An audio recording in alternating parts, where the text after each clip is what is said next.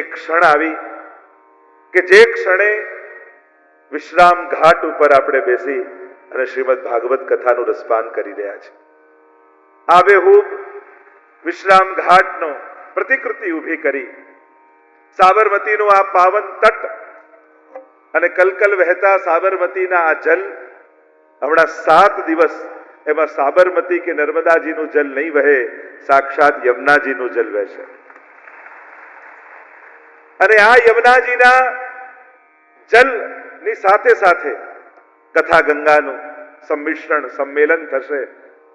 7 દિવસ સુધી જીવન જીવવાનો એક અવસર ઠાકોરજી આપણને આપ્યો છે. કથા કેવલ વ્યવસ્થાથી થતી નથી, કથાની તારીખો તો ઠાકોરજી નક્કી કરતા હોય છે. હું તો ઘણી વાર કહું ને, આપણે કથા બેસાડતા નથી, કથા આપણને બેસાડે છે. કારણ કે આજના માણસને 5 મિનિટ પણ ક્યાંક બેસાડવો કેટલો અઘરો છે. અને 7 દિવસ 4 કલાક એક જ જગ્યાએ બેસાડવા, એ તો કથા જ કરાવી શકે. કર્ણાવતી નગરીના આંગણે એક સંકલ્પ એક પરિવારના મનમાં જાગ્યો. અમારો મોહનભાઈ શાહનો પરિવાર, અને મનમાં એ ભાવ લઈને હવેલીમાં આવ્યા. જે આવો એક મનોરથ મનમાં આવ્યો છે. મનોરથ બીજ રૂપે હતો, મનમાં ભાવના હતી કંઈક વિશેષ રૂપે સમસ્ત વૈષ્ણવી સૃષ્ટિને આ લાભ લેવડાવવો. રાજુભાઈ ખૂબ દિલથી જ્યારે મળે, આખો પરિવાર જ્યારે મળે, ઉત્તમમાં ઉત્તમ કરવું છે, સારામાં સારું કરવું છે, બધાને લાભ લેવડાવવો છે. સતત એમના મુખે આ જ શબ્દો, જે પણ વાત કરવામાં આવે એને ઉત્તમ રીતે વધાવી લે. કહ્યું કે વૈષ્ણવની વ્યવસ્થા કેમ? તો કે વૈષ્ણવ જે પણ એરિયામાંથી આવવા માંગે હું વ્યવસ્થા કરીશ. લગભગ 56 બસો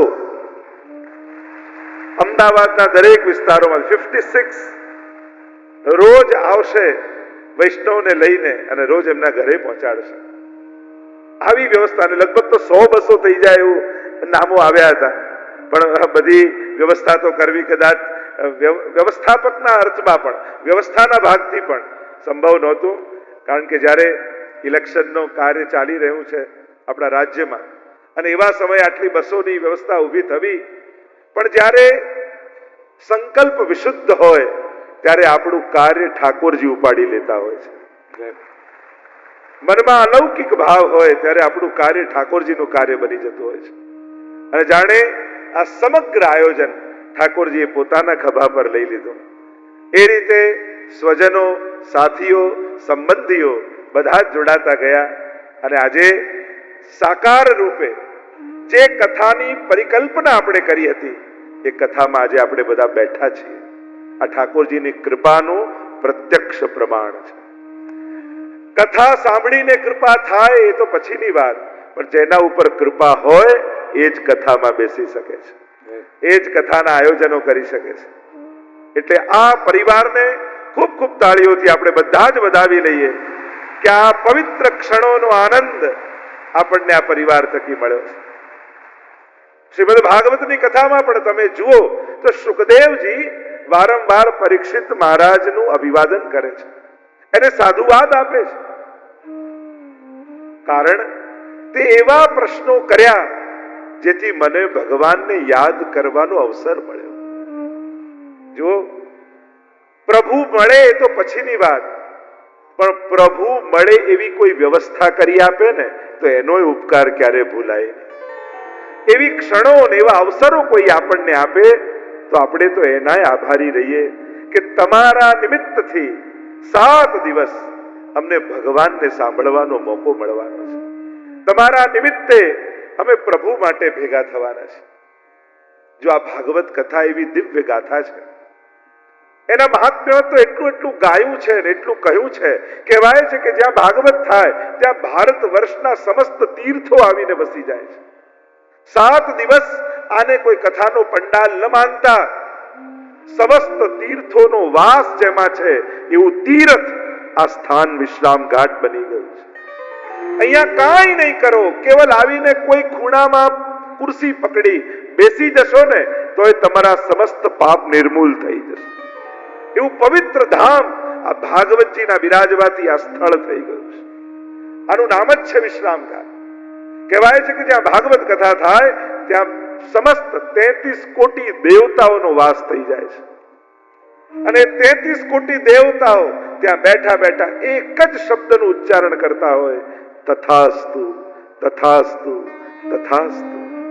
એટલે કે અહીંયા બેસી જે કાંઈ મનમાં સંકલ્પ કરશો અને કોઈ દેવતાના મુખમાંથી નીકળ્યું તથાસ્તુ, તો તમારા સમસ્ત સંકલ્પો પરિપૂર્ણ થઈ જશે. એવું મહાત્મ્ય ભાગવતની કથાનું કહેવાય છે, વર્ણન કર્યું છે. આ કેવલ વાણીનો વિલાસ નથી, આ કેવલ મોટા મોટા શબ્દોના પ્રયોગ નથી, પણ શાસ્ત્રોના આ વચનો છે. સ્વયં ભગવાનને વચન આપ્યું છે, જ્યાં જ્યાં કથા થશે ત્યાં હું પોતે પ્રગટ થઈને બિરાજમાન થઈશ. એવું સ્વયં પ્રભુનું વચન છે. 7 દિવસ સુધી આ સ્થાન નાથ દ્વારા બની ગયું છે. સ્વયં શ્રીનાથજી બાબા ભાગવતજી રૂપે આ પરિવારને નિમિત્ત કરીને બિરાજમાન થઈ ગયા છે. એટલે અહીંયા આવીને જે કોઈ વંદન કરશે એના વંદન સીધા શ્રીનાથજી સ્વીકાર કરશે. કારણ કે ભાગવતજી અને શ્રીનાથજીમાં કોઈ ભેદ નથી. આ સ્થળ, આ કથા એનો પ્રભાવ તમને બતાવશે. આજની તારીખ લખી લેજો, આજનો ટાઈમ લખી લેજો. આ 4 તારીખે 5 વાગે તમે જેવા છો એવા 10 તારીખે 7 વાગે એવા નહીં રહો.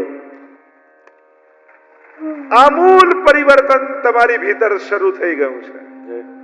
ભગવાનની આ કથાનું સ્થાન એટલે સ્વયંમાં વૈષ્ણવને સર્જવાની પ્રક્રિયાનું સ્થાન. હું તો ઘણી વાર કથા શરૂ થાય ત્યારે કહું કે બધા પોતપોતાની સેલ્ફી પાડી લેજો આજે. કારણ કે પછી 7મા દિવસે જયારે સેલ્ફી લેશો ને ત્યારે આજે જેવા છો એવા નહીં રહો. તમારા હૃદયના ભાવ, તમારી આંખોની ભાવનાઓ, તમારા હૃદયના વિચારો આ બધું જ બદલાઈ જશે. તમારે કોઈ પ્રયાસ કરવાનો નથી. અહીંયા જે કરશે એ કથા કરશે, જે કરશે એ શ્રીનાથજી કરશે, જે કરશે અમારું કૃષ્ણ કરશે. કૃષ્ણને બદલવામાં એક ક્ષણની વાર નથી લાગતી. આપણને આપણી જાતને બદલવું હોય ને તો ઘણા ટાઈમ ટેબલો બનાવવા પડે, ઘણા મોટિવેટરો પાસે જવું પડે, ઘણા કોઈ સ્પિરિચ્યુઅલ લીડરો પાસે જવું પડે, ઉત્તમ પુસ્તકો વાંચવા પડે, ગ્રંથો વાંચવા પડે. જાતને બદલવા માટે જાતે કોશિશ કરીએ ને તો ઘણો સમય જાય. પણ આપણે તો એક પ્રયોગ કરીએ, આપણી જાતને શ્રીનાથજીના ખોળામાં સોંપી દઈએ. હે શ્રીનાથજી, આજે 7 દિવસ માટે હું મારી જાતને આપને સોંપું છું. અને જ્યારે શ્રીજી આપણામાં સર્જન કરશે ને, પરિવર્તન કરશે ને, ત્યારે ક્ષણની વાર નહીં લાગે. તમે જ અનુભવ કરશો કે 7 દિવસ પહેલા મારા વિચારો અને 7 દિવસ કથા સાંભળ્યા પછી મારા વિચારો કંઈક જુદા છે. આ સૃષ્ટિને, આ સર્જનને, આ સંસારને જોવાનો મારો દૃષ્ટિકોણ બદલાઈ ગયો છે. હવે દુનિયા બદલવાની મહેનત કરવાની ઈચ્છા નથી થતી. હવે તો જાતને બદલ કરવાનો પ્રયાસ કરીશ. કેમ કરીને હું મારી જાતને બદલું, મારી દ્રષ્ટિને બદલું. બહુ જ પ્રેક્ટિકલ થઈ ગયો છે ને માણસ. અને આપણે પણ બધાને કહેતા ફરીએ પ્રેક્ટિકલ થાઓ, પ્રેક્ટિકલ થાઓ. બસ એ પ્રેક્ટિકલ થયેલા માણસને ઇમોશનલ બનાવવા માટેની આ કથા છે. થોડાક ઇમોશનલ થાઓ. બહુ પ્રેક્ટિકલ થવાની જરૂર નથી. માણસ બહુ વ્યવહારુ થવામાં કેટલી લાગણીઓને ગુમાવી દેતો હોય છે, કેટલા સારા અવસરોને ખોઈ બેસતો હોય છે. અત્યારના જે ડિજિટલ યુગ ચાલી રહ્યું છે, મશીનોને આધીન આપણે થયા છે, એવા સમયે માણસ મશીન ન બની જાય એના માટેનો આ એક પ્રયાસ છે. મશીનો સ્માર્ટ થઈ રહ્યા છે અને ક્યાંક મશીનોની પાછળ જનારો માણસ મશીન જેવો ન થઈ જાય. અને એટલા માટે એ ઇમોશનલ બન્યો રહે એ બહુ જરૂરી છે. ફેસબુકમાં ભલે 5000 ફ્રેન્ડ તમારા હશે, પણ ચાલતા ચાલતા પડી જશો ને તો બાજુમાં જે ઊભો હશે ને એ જ હાથ પકડવાનો છે. એ ફેસબુકમાંથી 5000 માંથી કોઈ આવીને હાથ નહીં પકડે. તમારી જોડે જે રહે છે, તમારી સાથે જે છે, તમારા ઘરે જે છે, તમારા જે પરિવારમાં છે, આપણે તો એમની સાથે આનંદમાં એક વૈષ્ણવી જીવન કેમ જીવી શકીએ, એના સૂત્રો આ 7 દિવસમાં શીખવાના છે. મારે તમને કથા દ્વારા મરીને કોઈ મુક્તિના ધામમાં નથી મોકલવા, મારે તો જીતા જીવંત મુક્તિનો તમને અનુભવ કરાવવો છે કે એક મુક્ત વૈષ્ણવ કેવો હોય, એક ભક્ત વૈષ્ણવ કેવો હોય, એક ઠાકોરજીનો જીવ કેવો હોય, એ સંસારમાં રહેતા રહેતા પણ એક વૈષ્ણવી જીવન કઈ રીતે જીવી શકે, એના સૂત્રો આપણે જીવનમાં સ્વીકારવાના છે. અને એના માટેની આ કથા છે. મર્યા પછી મુક્તિ ભાગવત આપે એ તો બહુ સહજ છે, બધા જ જાણીએ છીએ. પણ જીતા જીવંત એક ભક્ત બનીને જીવી શકીએ છીએ, આપણે તો એના સૂત્રોને જોવાના છે. આપણે મરીને દુનિયા નથી છોડવી, આપણે તો જીવીને જવું છે, જીવનનો ઉડકાર લઈને જવું છે. 7 દિવસ તમે કથામાં બેસજો, 7મા દિવસે કથા હું તમારામાં બેસાડી દઈશ. અને નિશ્ચિત વાત છે, આ કથા ક્યારે પણ નિષ્ફળ નથી જવાની. ભગવાન સ્વયં તમારા કર્ણના માધ્યમથી તમારા હૃદયમાં પ્રવેશ કરી જવાના છે. અને જુઓ ને, પ્રભુએ પણ કેવા સંજોગો આપણને કરી આપ્યા. આ સાબરમતીનો કાંઠો, અને આ સાબરમતીનો કાંઠો ઓળખાય છે આશ્રમથી. આશ્રમ તો હતો, પણ હવે આ કાંઠો વિશ્રામથી પણ ઓળખાશે, કે જ્યાં વિશ્રામ ઘાટ આવીને બિરાજમાન. અને જીવનમાં વિશ્રામ આપનારું કોઈ તત્વ હોય તો એ કેવલ ને કેવલ ભગવાનની કથા છે. આરામ મેળવવાની દુનિયામાં ઘણી જગ્યાઓ છે, વિશ્રામ મેળવવાની એક જ જગ્યા છે, અને એ છે ભગવાનની કથા. આરામ મેળવવા માટે સુવિધાઓ જોઈએ, સગવડતાઓ જોઈએ. જો એક છે આરામ, બીજું છે આશ્રમ, અને બીજું છે વિશ્રામ. ગાંધીજીનો આશ્રમ તો આ તટ પર છે જ, પણ સંત આશ્રમ આપી શકે, ભગવાન વિશ્રામ આપે છે. કથા વિશ્રામ એટલે જ ગોપી ગીતમાં ગોપીજનો કહે છે, તવ કથામૃતમ તપ્ત જીવનમ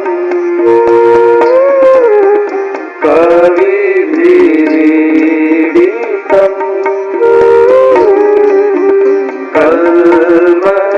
કલ્મષાહમ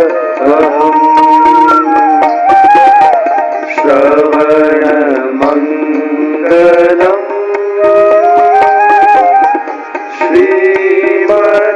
શ્રીમદાતતમ ભુવિ ગૃણન્તિ તે ભૂરિદા જના. કાર્ય મેરે સાથ ઓ શ્રીનાથજી, બધાનો અવાજ આવે. આવજો તમે વાટ જોઈ ક્યારના અમે અનેક જન્મથી જીવ આસરે આપ શરણની खबर ना पड़े. कैसी है प्रभु की कथा, तव कथामृतम तप्त जीवनम, विश्राम देने वाली है. આખું જીવન શ્રમ કરવામાં સમાપ્ત થઈ જાય. આમ કરું, અહીંયા જાઉં, અહીંયા દોડું, આ મેળવું. જો ભગવાનની રચના કેવી છે, માણસ પૈસા માટે પરિશ્રમ કરે, ઘણી વાર તો પાપ કરે, પણ ભગવાનનું સર્જન એવું છે કે માણસ મરી જાય ને તો પૈસા રહી જાય ને પાપ ભેગા આવે. જે કર્યું એ સાથે આવે, જે મેળવ્યું એ મૂકીને જવાનું. ભગવાનની તો રચના જ આવી છે. જો પૈસા માટે પરસેવો પાડે એવું તો બધાને બહુ જોયું, પણ પર સેવા માટે જે પૈસો પાડે ને એ જ સાચો વૈષ્ણવ છે. આ પરિવારે લોકોને લાભ લેવડાવવા માટે ખરેખર ભાગ્યશાળી છો તમે બધા. આ કોઈ મોહનભાઈનો પરિવાર. આ ક્ષણો આવવી એ કેવલ વ્યવસ્થા અને દ્રવ્યથી ન થઈ જાય. ઠાકોરજીએ તમારા ભાગ્યમાં લખ્યું હતું એટલે તમને મળ્યું છે. भाग्योदयेन बहुजन्म समर्जितेन सत्संगमम च लभते पुरुषो यदा वै. स्वयं भागवत के महात्म्य में कहा गया अनंत जन्मोना पुण्यो संचित થાય અને પ્રભુને થાય કે આને એવું કઈ નથી આપવું કે આ મૂકીને જાય, એવું કંઈક આપવું છે કે આનું ભેગું આવે. એટલે ભગવાને તમને કથા આપી છે. કારણ કે મૂકીને જઈએ એવું કંઈક આપે ને તો એ સાધારણ કૃપા, સાથે આવે એવું કંઈક ઠાકોરજી આપે એ ઠાકોરજીની વિશેષ કૃપા છે. અને આ કથા છેક સુધી સાથ આપનારી છે. તવ કથામૃતમ તપ્ત જીવનમ, વિશ્રામ આપનારી આ કથા છે. વિશ્રામ જીવનમાં ક્યારે આવે? સૌથી પહેલા જેના જીવનમાં વિવેક આવે એના જીવનમાં વિશ્રામ આવે. જો આ વિશ્રામ ઘાટ એ કેવલ કોઈ યમુનાજી જ્યાં વહે છે એવું સ્થળ જ નથી. આપણે તો આ વિશ્રામ ઘાટને આપણું ઘટ બનાવવાનું છે. દરેકનું ઘટ, દરેકનું હૃદય 7 દિવસમાં વિશ્રામ ઘાટ બની જશે. પરમ વિશ્રામ, પાયો પરમ વિશ્રામ એમ તુલસીદાસજી પણ કહે છે. આ વિશ્રામ શબ્દ એ સાધારણ નથી. જીવનમાં મળેલો એવો આરામ જે મળ્યા પછી બીજું કાંઈ મેળવવાની ઈચ્છા ન રહે એને જ કહેવાય વિશ્રામ. અને આ કથા તમને પરમ વિશ્રામ સુધી લઈ જશે. અને આ પરમ વિશ્રામ ક્યાં મળવાનો, કઈ રીતે મળવાનો? તો કહ્યું કે જેના જીવનમાં વિવેક આવે એના જીવનમાં વિશ્રામ આવે. વિશ્રામ એક એક શબ્દને પણ તમે લઈ લો ને તો સૌથી પહેલા વિશ્રામનો પહેલો વી એટલે વિવેક. જીવનમાં વિવેક છે. ભાગવતના મહાત્મ્યમાં આવશે તદોદયતે વિવેક. પ્રશ્ન કર્યો છે અમારા જીવનમાં વિવેક કેમ પ્રગટે?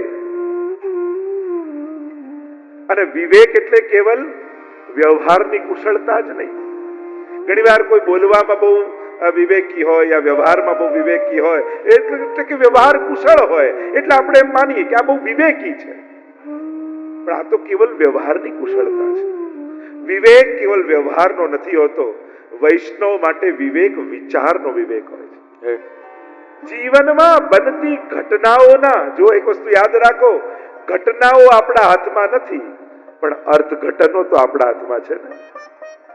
સારું કે નબળું બને એના અર્થઘટનો તમે કેવા કરો છો એને કહેવાય વિવેકી વ્યક્તિ. મહાપ્રભુજીએ વિવેક ધૈર્યાશ્રય નામના ગ્રંથમાં 9 પ્રકારના વિવેક આપણને આપ્યા છે. વૈષ્ણવ બનીને વિચારતા નહીં થાવ ને તો વૈષ્ણવી વ્યવહાર પણ બહુ વાર ટકશે નહીં જીવનમાં. દરેક ઘટનાઓને જોઈ એક વૈષ્ણવી વિચાર જીવનમાં આવે છે. વિશ્રામ મેળવવા માટે સૌથી પહેલા જીવનમાં વિવેક જોઈશે. એટલે જ તુલસીદાસજી પણ કહે છે બીનો સત્સંગ વિવેક ન હોય, બીનો સત્સંગ વિવેક ન હોય, બીનો સત્સંગ વિવેક ન હોય, બીનો સત્સંગ વિવેક ન હોય, રામ કૃપા બિન સુલભન સોઈ, રામ કૃપા બિનો સુલભન સોઈ, बिनु सत्संग विवेक न होई और राम कृपा बिन सुलभ न सोई. વગર સત્સંગે વિવેક આવતો નથી. એટલે કે સત્સંગ વિવેક આપે છે. જીવનમાં શું કરવું શું ન કરવું, ક્યારે બોલવું ક્યારે મૌન રહેવું, જો બીજું કઈ બહુ ન આવડે ને, બે વસ્તુ શીખી જાઓ, હા પાડતા અને ના પાડતા. આ બે વસ્તુ શીખી જાઓ ને તો બધા ગ્રંથોનો સાર આવી જાય. ક્યાં વૈષ્ણવે હા પાડવી અને ક્યાં વૈષ્ણવે ના પાડવી. આ જો બે વસ્તુ આવડી જાય તો માનો બધા ગ્રંથોનો સાર આવી ગયો. દુર્યોધને એ જ કહ્યું ને કે જાનામિ ધર્મમ નચમે પ્રવૃત્તિ, જાનામિ અધર્મમ નચમે નિવૃત્તિ. ધર્મ શું છે હું જાણું છું, છતાં એનું આચરણ કરી શકતો નથી. અને અધર્મ શું છે હું જાણું છું, છતાં એને છોડી શકતો નથી. ક્યાંક આપણા બધાની સ્થિતિ આવી જ છે. આપણે જાણીએ છીએ ધર્મ શું છે અને આપણે જાણીએ છીએ અધર્મ શું છે, પણ ધર્મનું આચરણ કરવાનું સાહસ